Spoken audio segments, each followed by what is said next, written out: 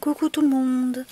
Donc aujourd'hui je vais vous parler de la tablette de rainurage en vue d'une autre vidéo pour pouvoir faire un album afin de comprendre le système métrique des inches.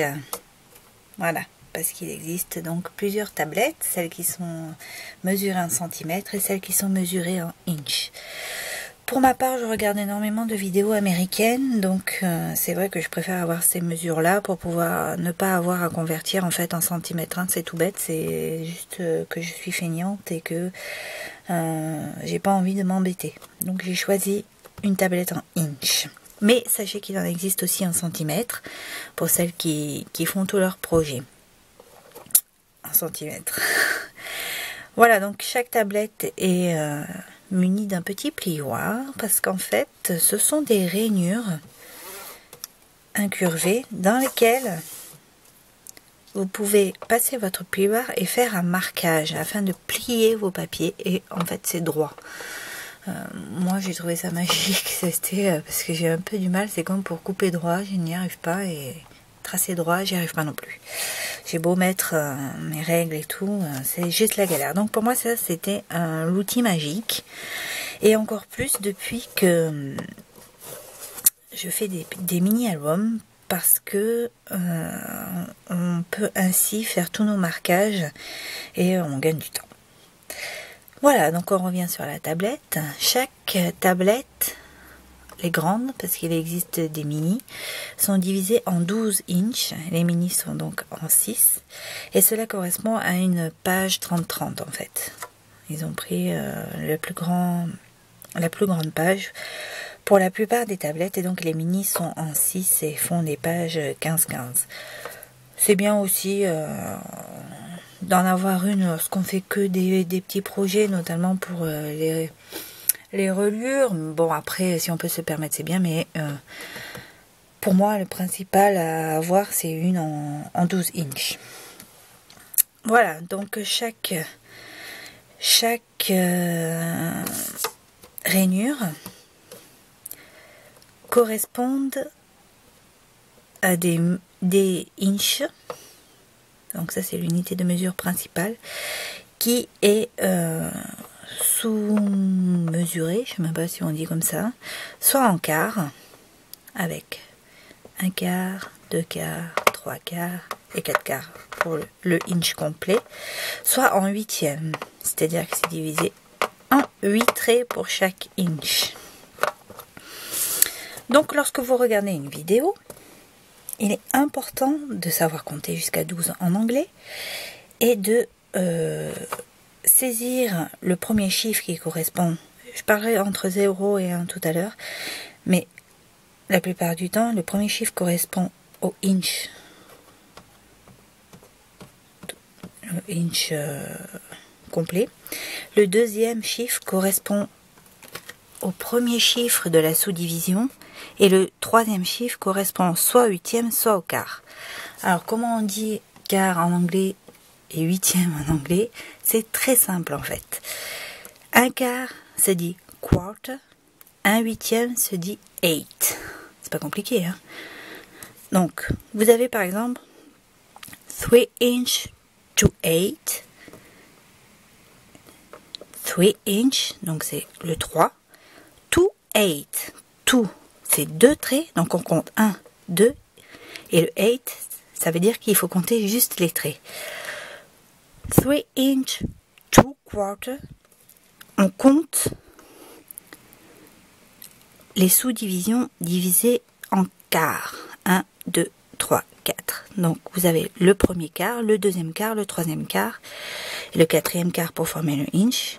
Donc le deuxième quart correspond à la moitié du inch en fait, et on a juste à tracer à ce niveau là. Donc il est important de comprendre le premier chiffre. Le deuxième chiffre concernera la façon de compter soit les quarts soit les huitièmes, et le troisième chiffre que vous allez entendre, c'est justement de savoir si c'est un quart ou un huitième. Donc Dans les premiers temps, c'est vrai que vous allez regarder plusieurs fois, vous allez écouter et regarder plusieurs fois vos vidéos parce qu'il y en a qui ont un sacré accent et que c'est un petit peu compliqué pour le comprendre. Celles qui l'écrivent, souvent elles écrivent sur leur papier, et là c'est super. Parce qu'il suffit d'écrire 3 1/8, elles font comme ça. 3 1/4, elles font comme ça. Donc quand vous avez ça, vous savez que ça correspond 3 1/8. Donc vous avez le 3 ici et le 1. Donc vous comptez 1 et vous tracez votre trait. 3 1/4, vous avez le quart, il est là. C'est pareil, hein, c'est la même mesure. 1/4 et 1/8, c'est... Ah non, pardon. C'est 2/8 le quart. Et vous savez que c'est ici. Donc vous tracez tout le long ici.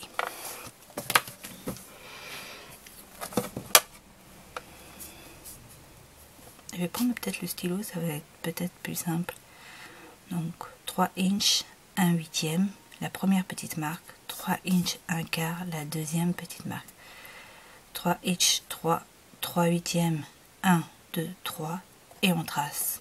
3 inches, 3/4, 1, 2, 3/4, et on trace. Voilà. Il faut juste comprendre les sous-divisions entre 8e et quart. Ce qui n'est pas très compliqué en soi, mais il faut aussi le comprendre, c'est vrai, dans leur langage. Donc ça c'est facile quand ce sont des unités qui sont pleines. Ce que je dirais pleines, c'est qui sont à partir de 1. Parce que lorsque c'est entre 0 et 1, c'est encore pas pareil. Pourquoi? Parce qu'elles disent, par exemple, 1/8, ou j'ai mis longtemps à comprendre en fait, 2/8 ou 3/8, ou la moitié... ou la moitié. Alors il faut savoir que la moitié ça se dit half. Half an inch. Half an inch, c'est la moitié d'un inch. Et lorsqu'on prend notre plioir, donc la moitié c'est 2/4. 1, 2, c'est ici. Half an inch. Ce sont des paroles qui au départ paraissent compliquées, mais à force de les entendre, franchement, on s'y habitue très très vite. Half an inch. 1/8, c'est 1/8. C'est ici, le premier pli. 2/8, c'est ici. 3/8, 4, 5, 6, 7, 8 n'existe jamais puisque c'est 1 inch. Donc, entre 0 et 1, il faut faire attention parce qu'elles disent directement le 1/8 ou 3/8 ou 1/4. Si elles ne disent pas 1 inch and 1/4, il faut que ces mesures sont comprises entre 0 et 1. Voilà, donc je vais récapituler un petit peu au niveau des mesures. J'ai un petit peu rapproché ma caméra pour qu'on voit mieux les sous-divisions de chaque inch. Donc vous avez le premier trait ici qui est 1/8.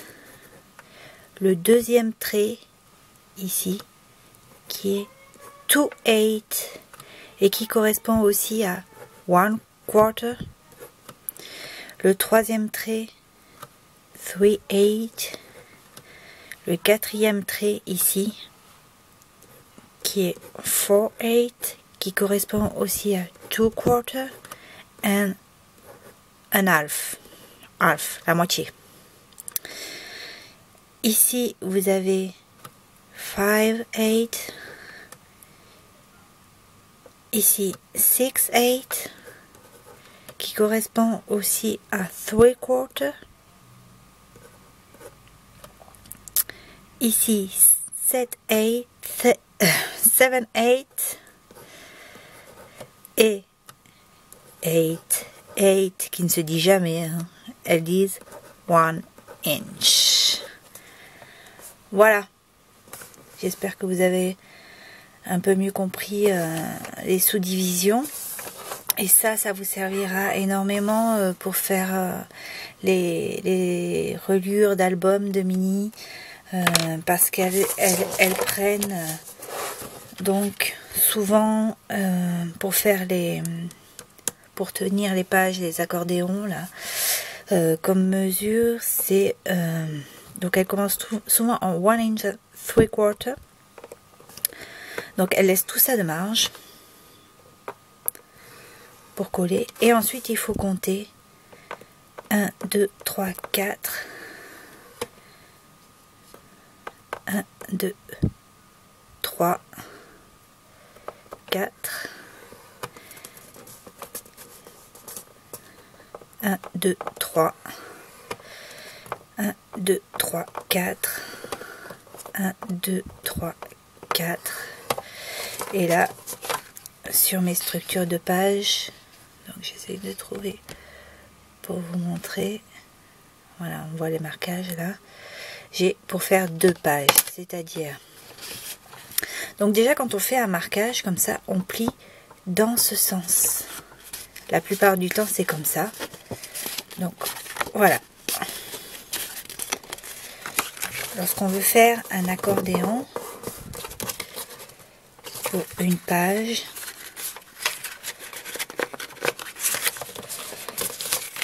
et 2 pages sont des pages qui vont avoir beaucoup de choses, par exemple, à mettre au milieu. Et on viendra insérer ici nos structures de pages, n'est-ce pas Claudette?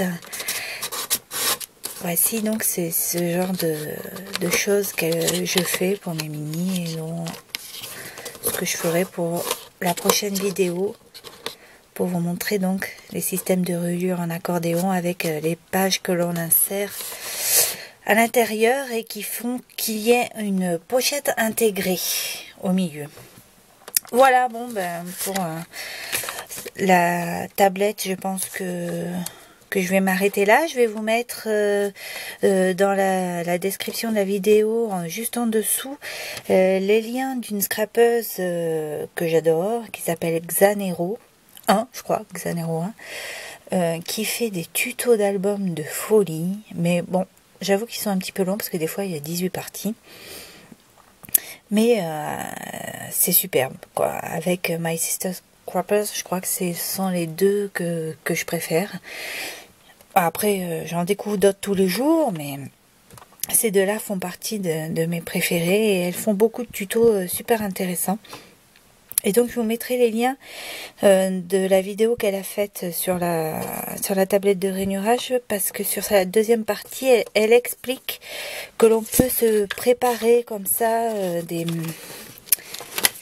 petites languettes. Donc surtout dans sa deuxième partie, que l'on découpe, c'est des strips qu'ils appellent ça, des petites bandes quoi, et qui sont déjà prêtes pour vous et prêtes à avoir sous la main pour pouvoir faire vos pochettes et